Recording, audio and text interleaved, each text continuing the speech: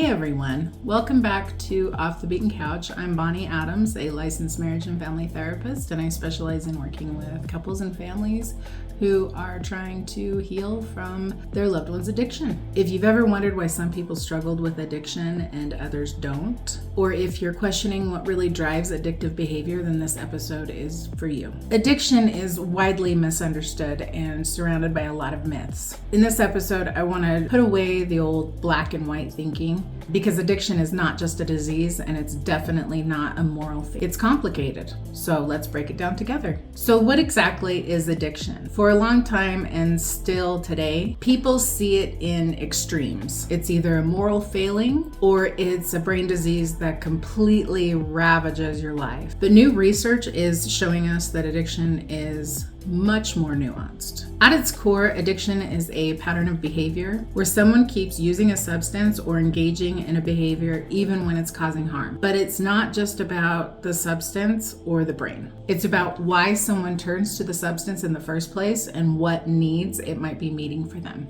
Addiction often shows up as a way to cope. Sometimes with stress, sometimes with trauma, loneliness, or even just a lack of better options. It's a response to circumstances, not a flaw in someone's biology or character. Let's talk about the disease model for a second. This is something that I'm not completely sold on, but it's helped a lot of people by reducing the stigma and shame of addiction and move away from the ideology that addiction is a moral failing and a lack of willpower. But that's not the whole story. Focusing only on brain chemistry and brokenness can actually leave out a huge piece of the puzzle, like motivation, environment, and personal agency. Recent research suggests that addiction is better understood as a complex mix of factors. People often use substances as a way to escape difficult situations like family conflict, mental health struggles, social isolation. If drugs or alcohol are easier to obtain than meaningful work, connections, education, it's no surprise people might turn to them. I know we've heard it all before. Peer pressure, community norms, and even economic hardship can play a huge role. So addiction isn't just about what's happening in somebody's brain, it's about what's happening in somebody's life. One of the best ways to understand addiction is through the biopsychosocial model. Now I know that's a mouthful, but it's a way of understanding somebody holistically, the whole person, their biology, their psychology, and their personal and social worlds. Yes, genetic and brain changes matter. Some people are going to be more vulnerable to the effects of substances based on their DNA and how their brain responds to substances. Mental health, trauma, coping skills, belief, all shape how someone relates to substances or behavior. Family, friends, culture can either support healthy choices or make addictions more likely. No single factor explains addiction. It's the combination and how these factors interact that really matter. So why do people get addicted? It's rarely about the substance itself. Many people use substances to numb physical or emotional pain or to escape stress and trauma. Sometimes addiction fills a gap, a lack of connection, purpose, or belonging. If you grow up around substance use or a community where it's normalized, it's much easier to fall into those patterns. When healthier rewards like good jobs, supportive relationships, or safe communities aren't available, substances can become the best option, even if they're harmful.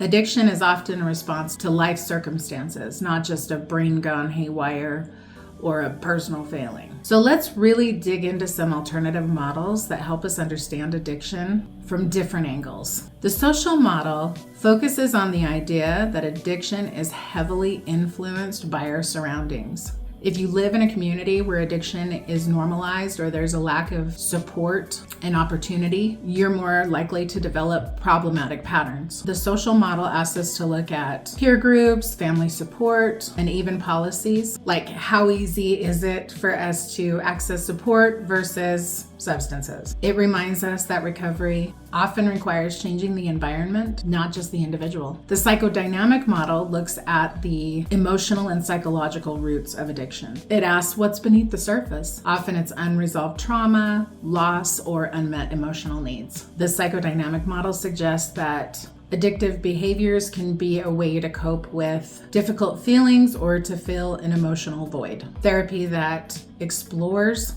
these roots, like trauma-informed counseling, can be especially powerful for people whose addictions are tied to their past. Now, the next model can be pretty controversial, but it's still important. The choice model recognizes that for many, addiction involves a series of decisions. Even if those decisions are shaped by tough circumstances or limited options, it doesn't mean people can simply choose to stop, but it does mean that motivation, goals, and values matter. This model empowers people to make changes by helping them see where they have agency, even in small ways. The choice model, which was championed by researchers like Dr. Mark Lewis, views addiction as a learned behavior, a set of habits that get reinforced over time. The brain adapts to repeated experiences, and those patterns become automatic. The good news?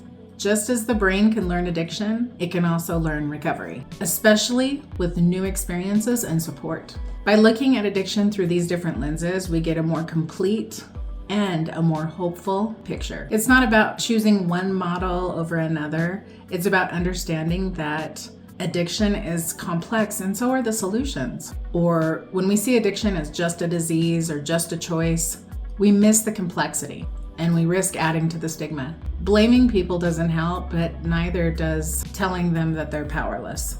Instead, recognizing the full picture allows for compassion and empowerment. It opens the door to asking, what's driving this behavior? What needs aren't being met?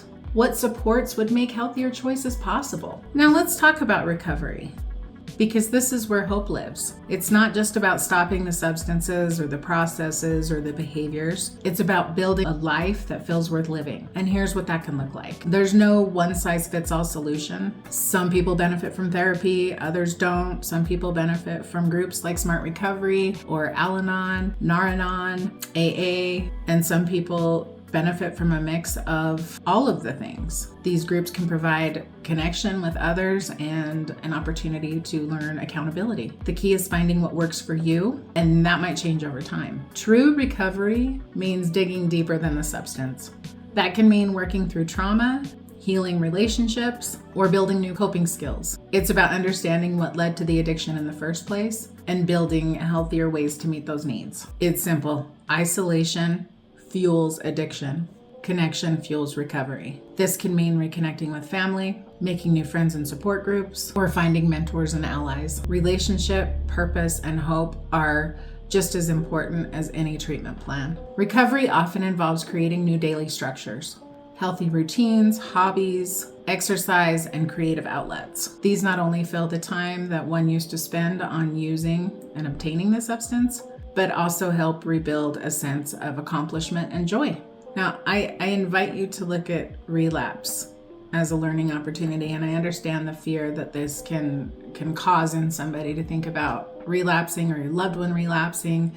I hear people say all the time, I have another relapse in me, but I don't have another recovery in me, because they know what can happen during a relapse and what the likelihood of recovery after a relapse could possibly mean for them.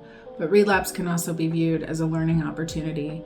What did I miss? What triggered the setback? It's not back to square one. You're not starting over on all of the time that you spent getting clean. What support might be missing? How can the plan be adjusted going forward? Curiosity and compassion go a lot further than shame.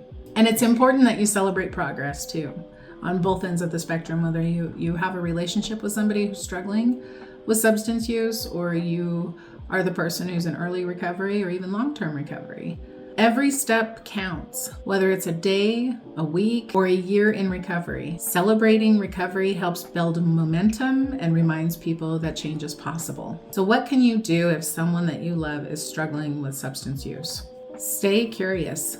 Try to stay away from judgment. Ask questions and listen to the story behind the behavior. Remember to look at the big picture. Consider the social, psychological, and environmental factors at play. Be supportive where you can. Encourage healthier choices and offer support, but recognize that change takes time. And be aware that you're not trying to give more support than you have available for yourself, because that can lead to resentment. Professional help, peer support, and community programs can all play a role. In supporting someone else's hard work, make sure that you have support also. Addiction is complex, but so is recovery. With understanding, compassion, and the right support, change is always possible. If you or someone you love needs help, check out resources like SAMHSA's National Helpline at 1-800-662-HELP, or look up social groups in your area like Smart Recovery, Al-Anon, AA, NA. And remember that you're not alone. Thanks for joining me on Off the Beaten Couch for an honest look at what addiction really is and what it really isn't. If this episode sparked questions or gave you a new perspective, I'd love to hear from you. Reach out on social or by email, and let's keep this conversation going. Until next time, take care of yourselves and each other.